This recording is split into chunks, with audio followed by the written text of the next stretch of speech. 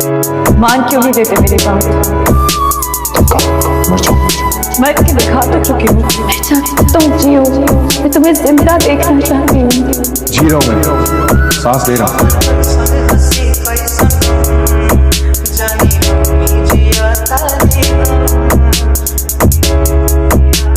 लेकिन तुम्हारे बगैर इतनी जिंदगी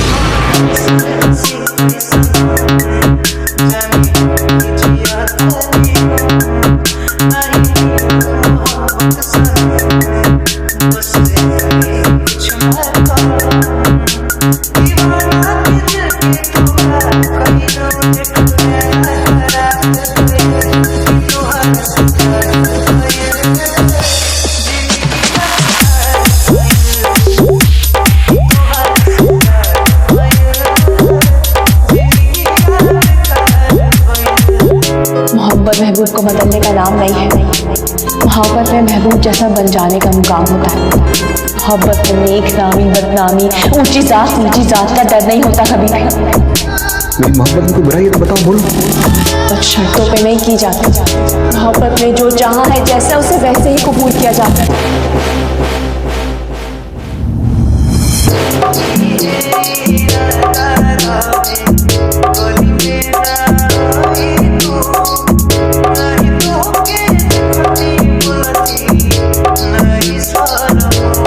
Mixed by DJ Chand.